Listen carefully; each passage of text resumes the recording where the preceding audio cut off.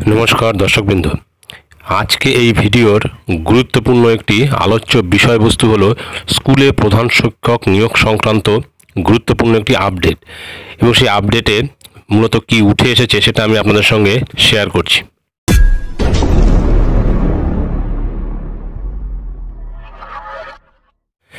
কোনটা গুরুত্বপূর্ণ, যোগ্যতা নাকি তোষণ? রাজ্যের প্রাথমিক স্কুলগুলিতে প্রধান শিক্ষকের পোস্টিং কিসের ভিত্তিতে দেওয়া হয়, এবার সেটা জানতে চাইল কলকাতা হাইকোর্ট। মঙ্গলবার বিচারপতি রাজাশেখর মান্থার প্রশ্ন, তৈলমর্দন করলেই স্কুলে পছন্দ মতো পোস্টিং দেন, তাহলে তো নিজের বান্ধবীর বাড়ির কাছে পোস্টিং চাইবেন ভাবি প্রধান শিক্ষকেরা। মঙ্গলবার কলকাতা হাইকোর্টে প্রধান শিক্ষক নিয়োগ সংক্রান্ত মামলার শুনানি ছিল বিচারপতি রাজাশেখর মান্থার বেঞ্চে। সেখানেই শুনানি চলাকালীন বিচারপতি এই প্রশ্ন করেন রাজ্য এবং জেলা প্রাথমিক বিদ্যালয় সংসদ বা ডিপিএসসিকে। বিচারপতি জানতে চান, নির্দিষ্ট কিছু জেলায় প্রধান শিক্ষকদের পোস্টিং সংক্রান্ত কাউন্সিলিং হচ্ছে না কেন, এই ব্যাপারে রাজ্যের কি কোনো বাঁধাধরা নীতি নেই? এরপর বিচারপতি বলেন, যারা তৈলমর্দন করেন তাদেরই কি পছন্দ মতো স্কুলে পোস্টিং দেন? মামলাকারী তো তাহলে বাড়ির কাছেই পোস্টিং চাইতে পারেন, কিন্তু সেটা কি সম্ভব? একটা নির্দিষ্ট বিধি মেনে কাজ করতে হয়, তো সেই বিধি কোথায়? বিচারপতির প্রশ্নের কোনো সদুত্তর দিতে পারেননি ডিপিএসসি। পূর্ব মেদিনীপুর জেলার দুটি বিভাগে প্রধান শিক্ষক নিয়োগ এবং পোস্টিং নিয়ে হাইকোর্টে মামলা দায়ের করা হয়েছিল। এ ব্যাপারে 7 জন শিক্ষক আদালতের দ্বারস্থ হয়েছিলেন। তাদের পক্ষের আইনজীবী আদালতকে জানান, প্রধান শিক্ষক নিয়োগের প্যানেল তৈরি হলেও তাদের কোনো কাউন্সেলিং করা হয়নি।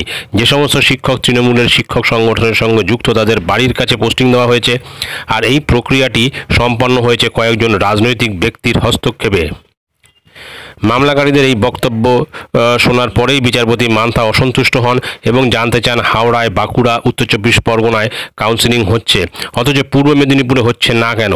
এ ব্যাপারে রাজ্যে চালু থাকা প্রধান শিক্ষকদের পোস্টিং সংক্রান্ত নীতি নিয়েও বিচারপতি প্রশ্ন তুলে বলেন, 2016 সালের একটি বিধি রয়েছে এই সংক্রান্ত বিষয়ে, কিন্তু সেখানে কাউন্সেলিং বা পোস্টিং সংক্রান্ত বিষয়ে নির্দিষ্ট করে কিছু বলা নেই।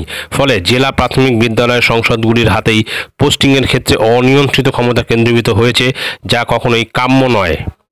মঙ্গলবারের এই পর্যবেক্ষণের পরেই হাইকোর্ট নির্দেশ দিয়েছেন, প্রধান শিক্ষক নিয়োগের ক্ষেত্রে কোনো শূন্যপদ থাকলেও এখন সেখানে নিয়োগ করা যাবে না। রাজ্য এবং ডিপিএসসিকে নীতি সংক্রান্ত হলফনামা দিতে হবে। আগামী 18ই ডিসেম্বর এই মামলাটির আবার শুনানি হবে হাইকোর্টে। সুতরাং বোঝা যাচ্ছে যে এই প্রধান শিক্ষক নিয়োগের ক্ষেত্রে একটা স্বজন পোষণ বা একটা টাকা পয়সার খেলা চলছে, এবং এক্ষেত্রে যেটা বলা হয়েছে যে শুধুমাত্র শাসক দল ঘনিষ্ঠ হলেই তাদেরকে পছন্দ মতো জায়গায় পোস্টিং দিচ্ছে, আদৌ ব্যাপারটা কিন্তু তা নয়।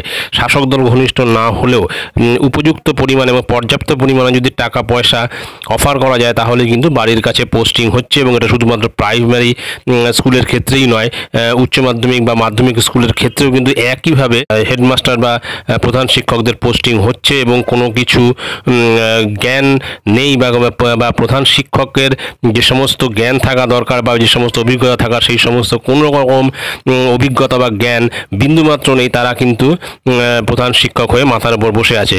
তো যাই হোক, এর একটা বিহিত হওয়া দরকার। সেই জন্য শুধুমাত্র প্রাথমিক স্কুলগুলি দেখলে হবে না, মাধ্যমিক স্কুলগুলোর দিকেও একটু নজর দেওয়া দরকার।